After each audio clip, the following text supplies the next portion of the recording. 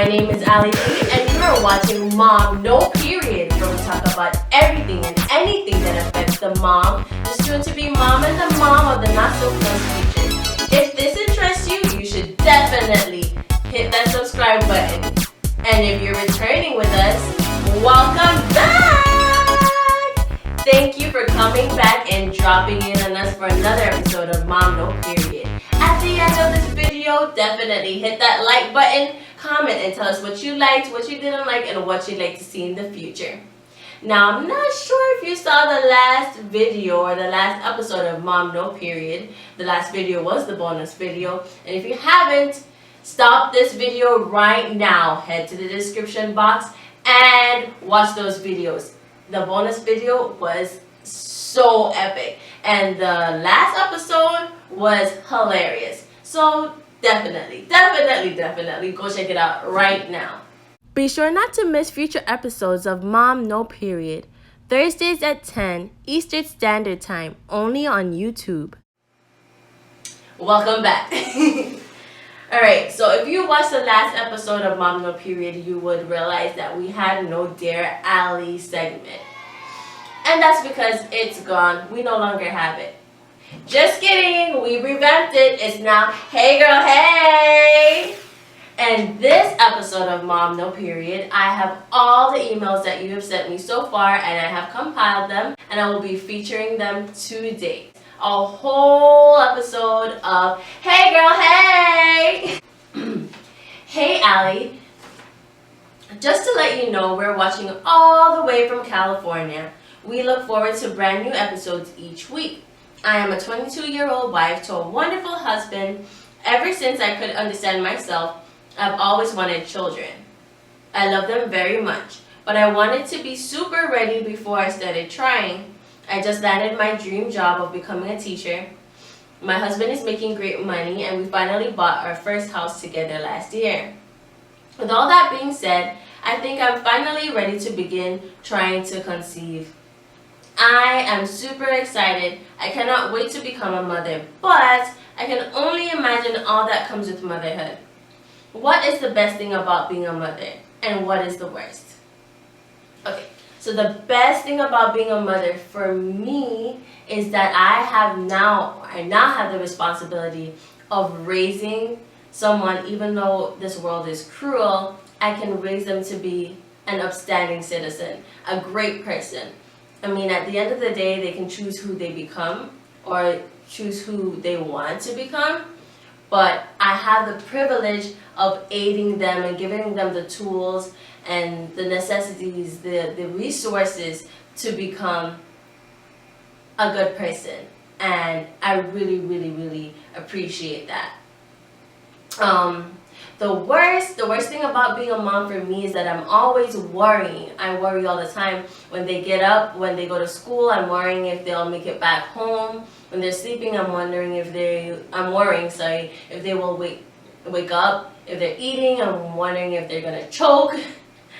Just so many things. I'm always fearful that something bad will happen and I won't be able to get them back. So the constant worry is definitely what is the worst thing for me, being a mom.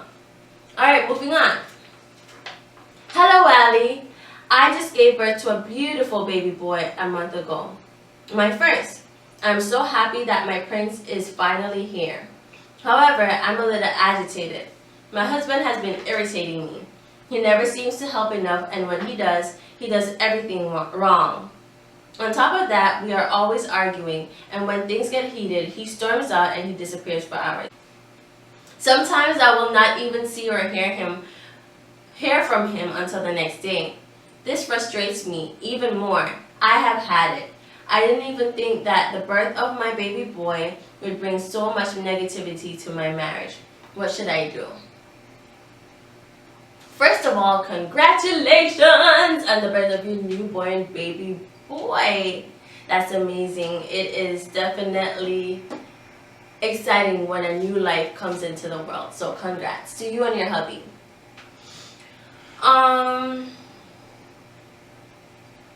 First, I'd like you to keep in mind that moms and dads experience different emotions, different feelings. Okay, the event is the same, but the experience is different, physically and mentally. Secondly, things that may come naturally for you may not come naturally for him. And remember, there are also things that you will have to learn. And remember that he has to learn things as well. So when you see him doing things wrong or doing things that you don't really agree with, show him a different way. Tell him, oh, you know, it would be easier if you do it this way, and show him. He may not understand or get it right the first, second, third, fourth, fifth, sixth, seventh, eighth, ninth, 10th time. Maybe not even the 11th time. But eventually he'll get it. Practice makes perfect. So just remember that he's new to this just as you are, you know, and he's learning. So give him time and be patient with him. The next thing is communication.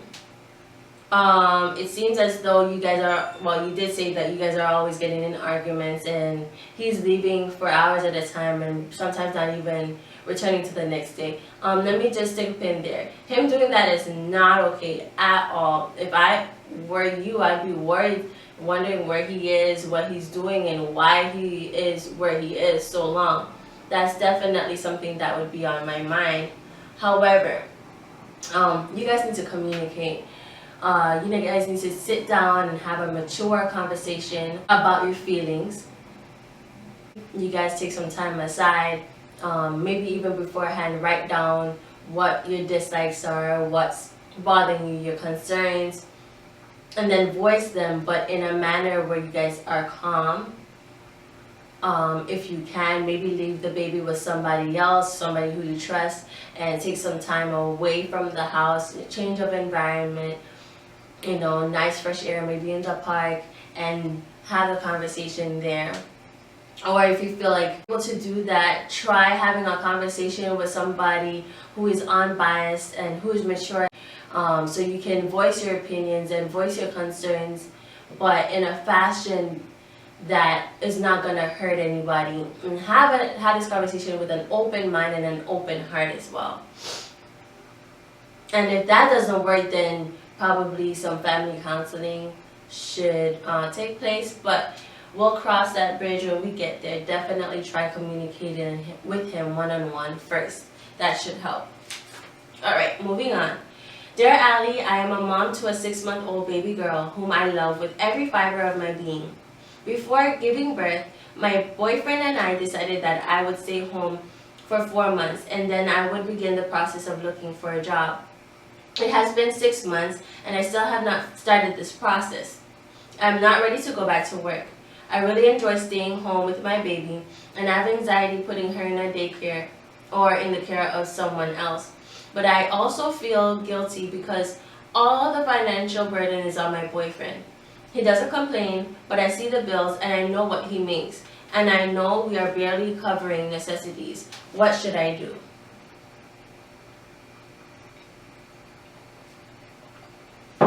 Like I said to the writer before, communication is definitely key. You need to have a conversation with your boyfriend. Firstly, let him know that you appreciate him going out to work every day and not even stressing you about finding work. Then the next thing you need to figure out is if this whole thing is because you are majority of the reason that you don't want to go out is because you want to stay home with your child. If you want to stay home with your child but you don't mind working. If that's the major reason, then you should probably consider working from home. There are many jobs out there, thankfully, that you can do from home. Most of it would be customer service. If you have experience in that, that is great. You have companies like the Hilton Hotel, I know the Marriott does it too, and even Disney World, where you're able to work from home and work with the help center or customer service.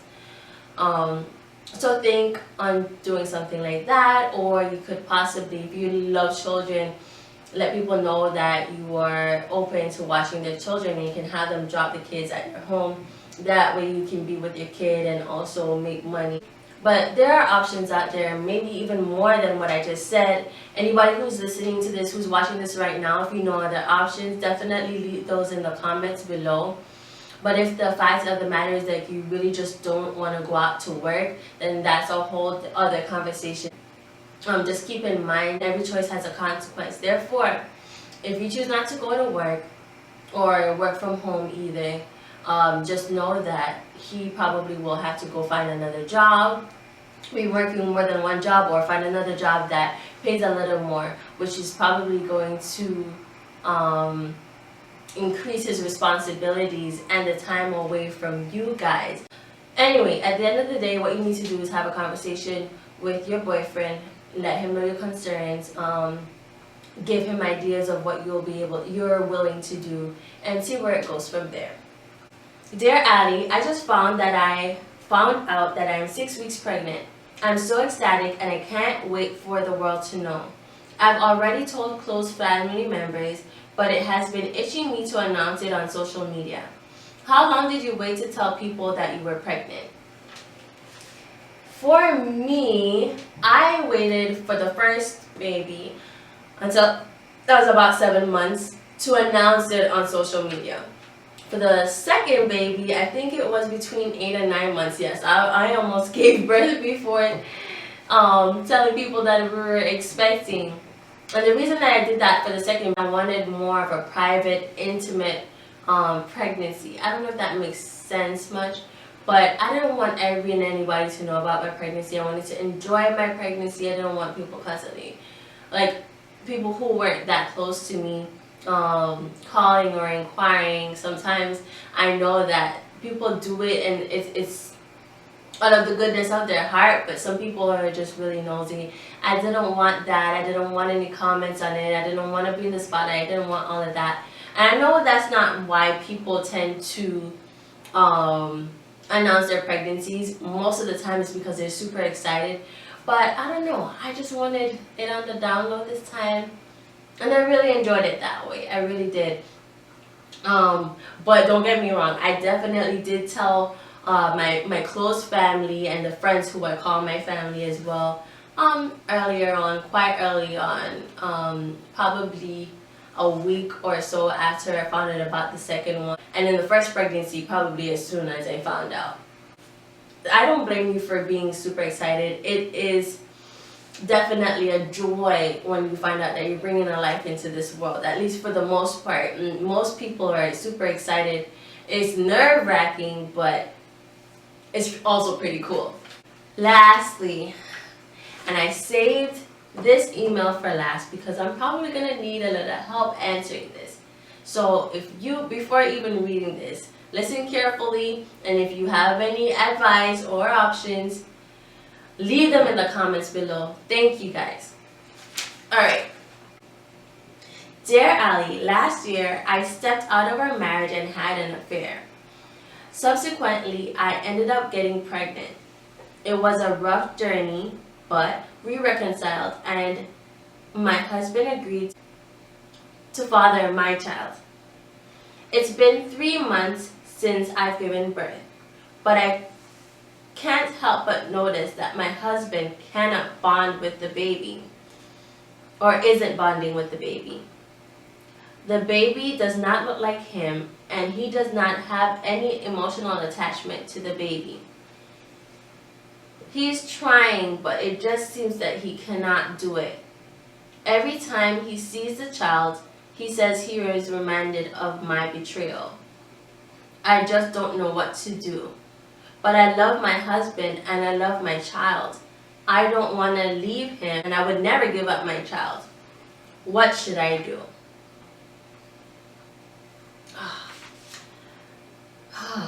This is a really, really, really hard one. The best thing I can say is if I was in the situation of prayer, because I always pray about everything, anytime I go through anything, good, bad, ugly, whatever it is, you name it, I pray. And in a situation like this, I'm going to need some supernatural help to get through this. But aside from that, I would definitely seek professional family counseling. You should probably look into that. See what facilities they have around the area, because I do think this is something that a professional needs to help with. You guys need to have a huge conversation about how you guys truly feel. Going to this counseling session or conversation with an open mind and an open heart. Just know or keep in mind that this can go either way. It can go in either direction. It can be that at the end of the counseling sessions or at the end of your conversations, he decides to continue sticking with you and trying hard to be there for the child. And that would be ideal. That would be great. However, it might go in the other direction where he decides that he is not cut out for this and is not able to stick with you through this. As I said before earlier in our emails, every action does have a reaction, and there are consequences for our choices. Unfortunately, we make mistakes because we're only human, but we can't control how a person reacts to our actions. If anybody else has any better advice to give or any other options on what this lovely couple should do or this lady should do, definitely comment in the comment section below and tell us what you think. Alright, thank you for tuning in with us tonight and watching Mom No Period. Once again, this was our Hey Girl Hey segment, and I will be trying to do these at least once a month where I get all your emails and go through them during that video. If you have an email or you have a question that you'd like to be featured on an episode of Mom No Period, please email us at aligedeon@hotmail.com. That's aligedeon@hotmail.com. My email will also be in the description box below. And don't forget, our new episodes will be posted every Thursday at 10 p.m. So no longer Wednesdays, but Thursdays at 10 p.m. Once again, thank you for tuning in with us. If you haven't already yet, hit that subscribe button. Just do it now so you don't forget. Like, comment, tell us what you liked, what you didn't like, and what you'd like to see in the future. Alright, see you next week. Bye-bye.